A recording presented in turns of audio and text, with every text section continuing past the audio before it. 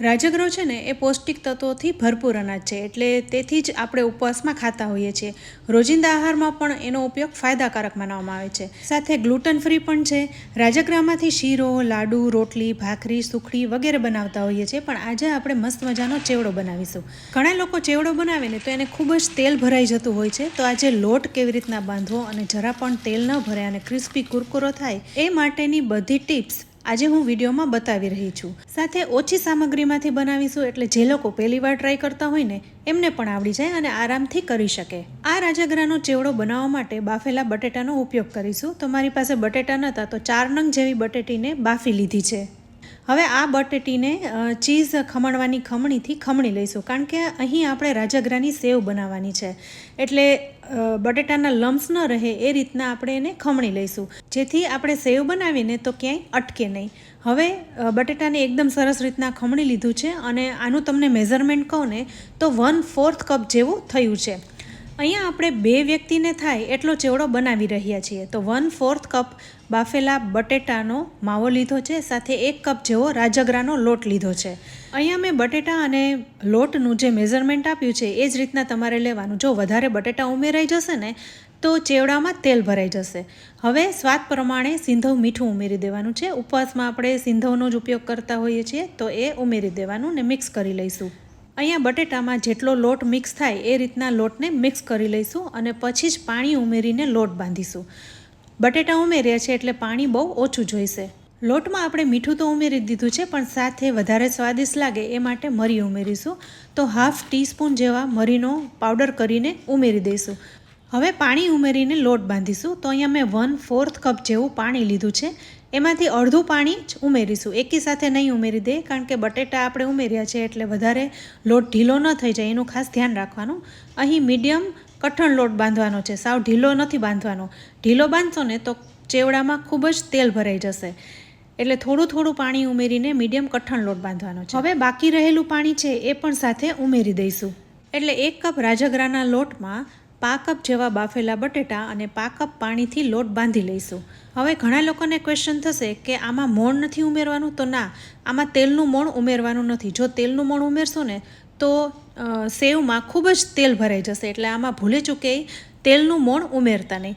હવે લોટ અહીં મીડિયમ કઠણ બંધાઈ ગયો છે, તો હાથમાં લોટ ચોંટી ગયો છે, તો હાથ ધોઈ અને ફરી લોટને કૂણવી લઈશું.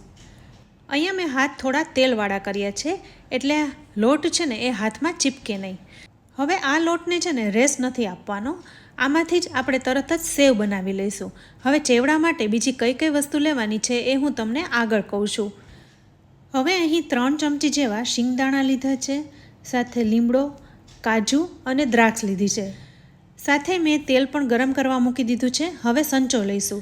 સંચામાં 2 પ્રકારની જાડી આવતી હોય છે, ઝીણી સેવની અને જાડી સેવની. તો મેં અહીં જાડી સેવની જાડી લીધી છે, એને સંચામાં ગોઠવી દઈશું અને લોટને પણ ઉમેરી દઈશું. આપણે જેટલો લોટ બાંધ્યો છે એ બધો લોટ સંચામાં આવી જશે. હવે સંચામાં ગોઠવી દઈએ, થોડો દબાવી દઈશું એટલે ક્યાંય હવા ન રહે. હવે સંચાને બંધ કરી દઈએ. અહીંયા લોટ બાંધવાની જ ખૂબી છે, લોટ ઢીલો તો બાંધવાનો જ નથી. જો ઢીલો બાંધ્યો ને તો સેવ પાડશો તો એમાં ખૂબ જ તેલ ભરાઈ જશે. એટલે અહીં જે વિડીયોમાં મેઝરમેન્ટ આપ્યું છે એ મુજબ જ તમારે લોટ બાંધવાનો છે. છતાં પણ તમને એવું લાગે કે લોટ વધારે કઠણ છે તો લોટમાં 1 જ ચમચી જેવું ફરી પાણી ઉમેરી શકાય.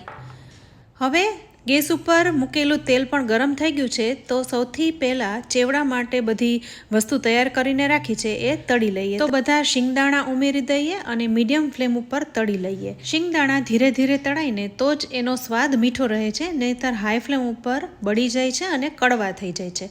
ઉપરના ફોતરા નીકળવા લાગે એટલે તરત જ શિંગદાણાને કાઢી લેવા, કારણ કે એ તળાયા પછી પણ એની કુકિંગ પ્રોસેસ ચાલુ રહેતી હોય છે.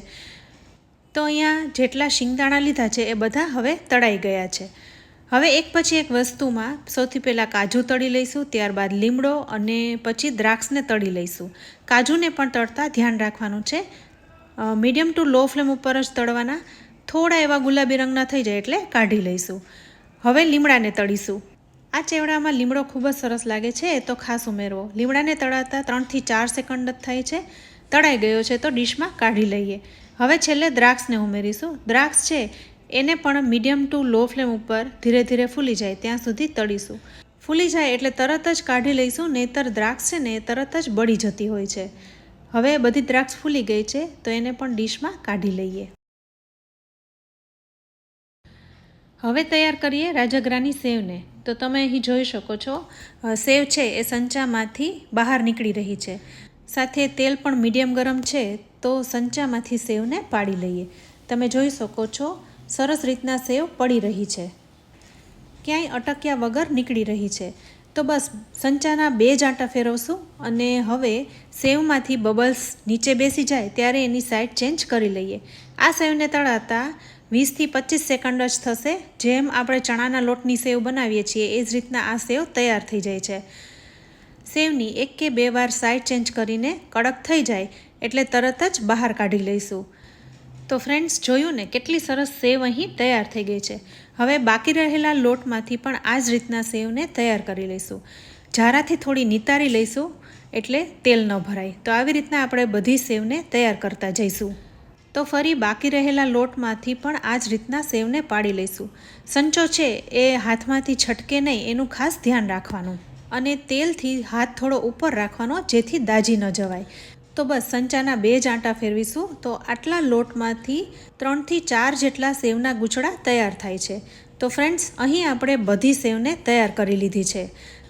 તો ફ્રેન્ડ્સ, આ મેઝરમેન્ટથી તમે રાજગરાની સેવ બનાવશો ને તો તેલ પણ નહીં ભરાય અને ક્રિસ્પી સાથે સોફ્ટ થશે. તમે જોઈ શકો છો કેટલી સરસ સેવ તૈયાર થઈ છે. અહીંયા હું સેવને જરાક પ્રેસ કરું છું તો તમે જોઈ શકો છો તરત જ તૂટી જાય છે. સાથે એટલું તેલ પણ નથી ભરાણું. હવે આમાંથી ચેવડો જ બનાવવાનો છે એટલે સેવને છૂટી કરી લઈશું. સાથે જે બધી વસ્તુ તૈયાર કરીને રાખી છે એ પણ ઉમેરી દઈશું.